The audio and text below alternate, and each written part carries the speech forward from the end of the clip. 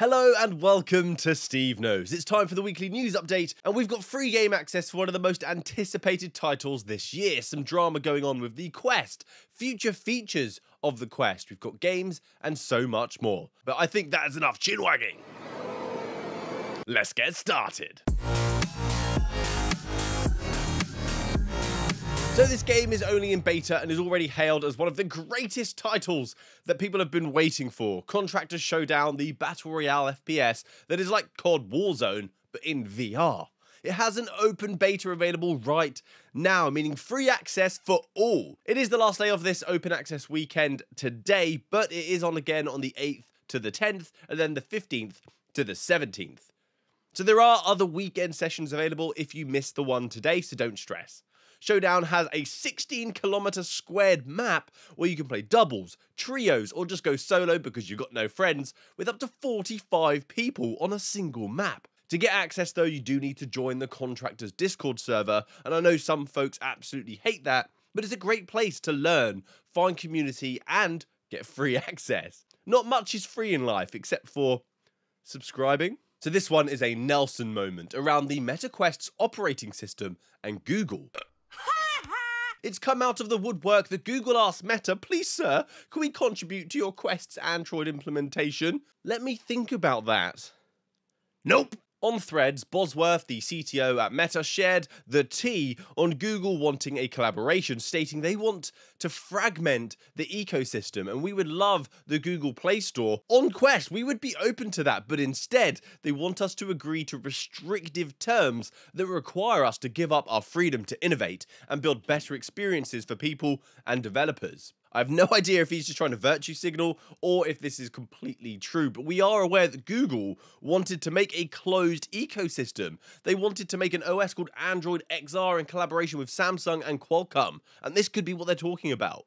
Google have not been in the VR game for nearly 5 years with their Daydream attempt, if anyone remembers that. Then when Meta's Android device gets some attention, they want to get in on it. This is like a group project, and the person who never did any of the work wants their name on the submission form. It's like, get out. Go away. Which leads me on kind of nicely to Meta's LG partnership that's just been announced. Samsung is now with Google, okay, we'll go with their competitor, LG.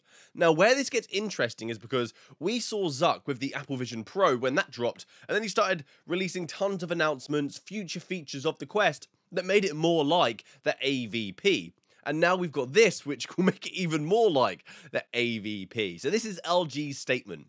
LG envisions that by bringing together Meta's platform with its own content/service capabilities from its TV business, a distinctive ecosystem can be forged in the XR domain, which is one of the company's new business areas. LG TV Biz, content services, and ecosystem. I've got an LG TV and the services on the TV software is abundant for sure. Please can we be done with the 480p Netflix app that we have on Quest, where all you can do is sit in a dark room and watch 480p. Why? Why would you ever use that? So great to see that these modern content media services will hopefully be coming in partnership to the Quest. Whether that's coming anytime soon though, who knows? These things take a long time. So now, games. It's F1 news. The 24 edition of the F1 video game has been announced, and it is still going to include PC VR support. So when the 23 year dropped, I was using my racing rig and VR, and it was such a fun experience. This new title, though, promises an overhauled career mode, but since this is EA, does that mean that we can buy credits to skip levels? Something stupid like that. Quite a bad microtransaction joke. Moving on, it was such a great VR experience and great to get people into VR because when the season is hyping and then you can see little old Keith who is normally silent whisper in your ear, you can be Charles Leclerc. So this is a rather big one. The Quest Plus subscription has done something pretty amazing and looks to be starting like a Netflix subscription library of titles in a way we thought it was going to be, but instead they just dropped 2 games a month.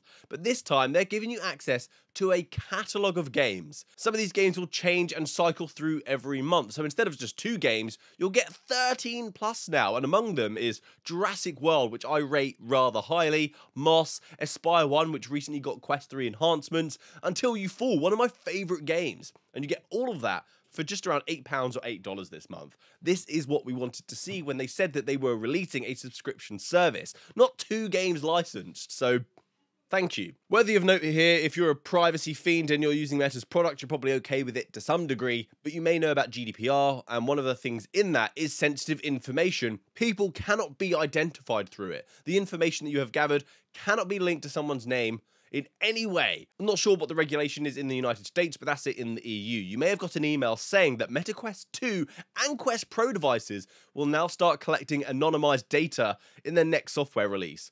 So beware of that. You may not want to update your headset, turn off automated updates if you do not want this, but that's crazy. About 96 data categories for those 2 billion active users. That's 192 billion data points that are being generated, I think, at any time. Final question, can you... But I can't end this video on that news, though. We've got to have something exciting and something special, and we have none other than Team Beef porting Tomb Raider, the classic from Adios, I think that's how you say it. Bringing that into VR, this iconic retro title will be played in first person. So they are adapting the currently existing unofficial remake known as X-Progger. So it's sort of an unofficial port.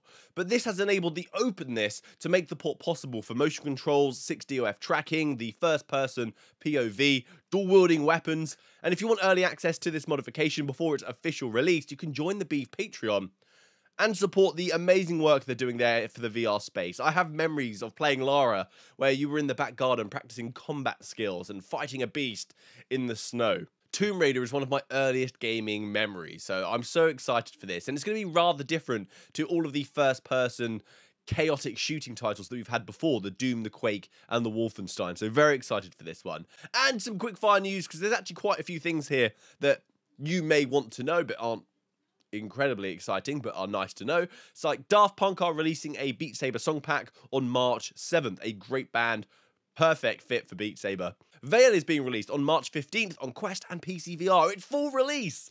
Asgard Wrath 2 has a vampire cosmic event called Bloodsuckers. So if you've got Asgard's Wrath 2, enjoy that one. And the founders and CEO of Beat Games are leaving. Beat Saber will be under new management, but to be fair, I think they can retire now.